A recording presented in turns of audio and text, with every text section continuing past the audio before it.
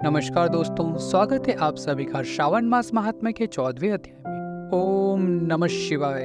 नाग पंचमी व्रत का महात्म्य। ईश्वर बोले, हे महामुनि, श्रावण मास में जो व्रत करने योग्य है वो मैं आपको बताऊंगा।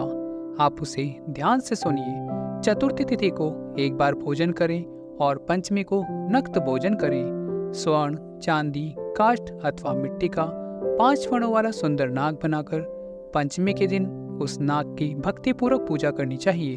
द्वार के दोनों ओर गोबर से बड़े बड़े नाग बनाएं और दूध, शुभ द्रव्यांकरों, कनेर, मालती, चमेली, चंपा के फूलों से, गंध अक्षतों, धूपों तथा मनोहर दीपों से उनकी विधिवत पूजा करें।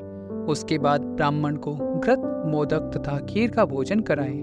उसके बाद अनंत, वासुकी, शेष, पद्मनाभ, कंबल, कारकोटक, अश्व, आठवां धृतराष्ट्र, शंखपाल, कालिया तथा तक्षक इन सब नागकुल के अधिपतियों को, इनकी माता कंदू को भी हल्दी और चंदन से दीवार पर लिखकर फूलों आदि से इनकी पूजा करें। उसके बाद बुद्धिमान को चाहिए कि वामी में प्रत्यक्ष नाग का पूजन करे और उन्हें दूध पिलाए। घृत तथा शक्कर मिश्रित पर्याप्त दुग्ध उन्हें अर्पित करे। उस दिन व्यक्ति लोहे के पात्र में पूड़ी आदि न बनाए। नैवेद्य के लिए गोधूम का पायस भक्तिपूर्वक अर्पण करें। भुने हुए चने, धान का लावा तथा जौ सर्पों को अर्पित करना चाहिए और स्वयं भी उन्हें ग्रहण करना चाहिए।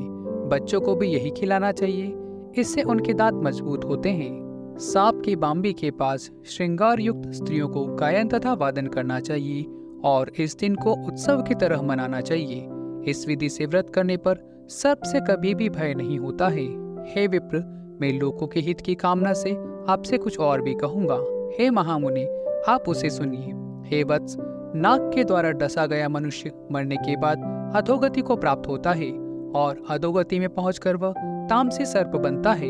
इससे उसकी निवृत्ति के लिए पूर्वोत्तर विधि से एक भुक्त आदि समस्त कृत्य करे और ब्राह्मणों से नाग का निर्माण तथा पूजा आदि आदर पूर्वक करवाए। इस प्रकार 12 मासों में प्रत्येक मास में शुक्ल पक्ष की पंचमी तिथि को इस व्रत का अनुष्ठान करें और वर्ष के पूरा होने पर नागों के निमित्त ब्राह्मणों तथा सन्यासियों को भोजन कराएं। इसी पुराण ज्ञाता ब्राह्मण को रत्न जनित स्वर्णमयी नागों से और भी उपस्कारों से युक्त तथा बछड़ा सहित गोदान प्रदान करें।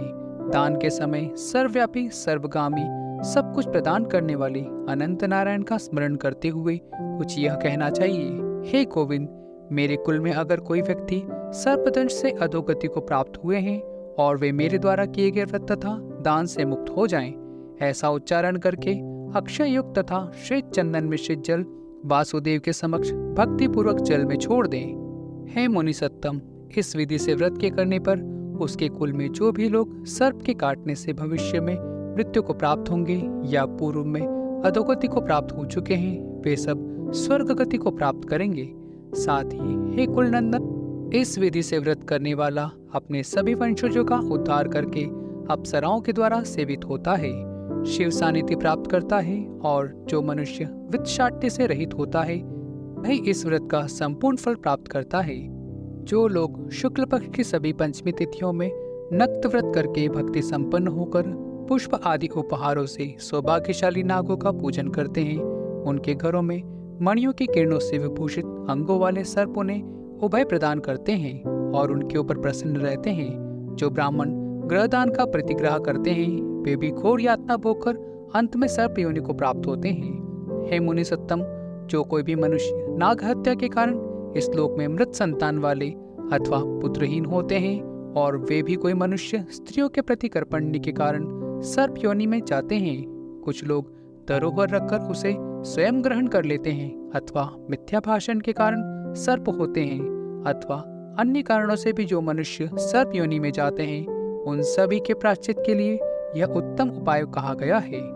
यदि कोई मनुष्य वित्तशाट्य से रहित होकर नाग पंचमी का व्रत करता है तो उसके कल्याण के लिए सभी नागों के अधिपति शेषनाग तथा वासुकी हाथ जोड़कर प्रभु श्रीहरि से तथा सदाशिव से प्रार्थना करते हैं तथा शेष और वासुकी की प्रार्थना से प्रसन्न हुए परमेश्वर शिव तथा विष्णु उस व्यक्ति के सभी मनोरथ पूर्ण कर देते हैं। वह नागलोक में अनेक प्रकार के विपुल सुखों का उपभोग करके बाद में उत्तम बैकुंठ अथवा कैलाश में जाकर शिव तथा विष्णु का गण बनकर परम सुख प्राप्त करता है। हे वत्स, मैंने आपसे नाग के इस पंचमी व्रत का वर्णन कर दिया है। इसके बाद आप अन्य कौन सा व्रत सुनना चाहते हैं उसे बताइए। इति श्री स्कंद पुराण के अंतर्गत ईश्वर सनत कुमार संवाद में श्रावण मास महात्म्य में नाग पंचमी व्रत कथन नामक 14वां अध्याय संपूर्ण। तो मित्रों, मिलते हैं अगले अध्याय में। तब तक अपना और अपनों का ध्यान रखिएगा। ओम नमः शिवाय।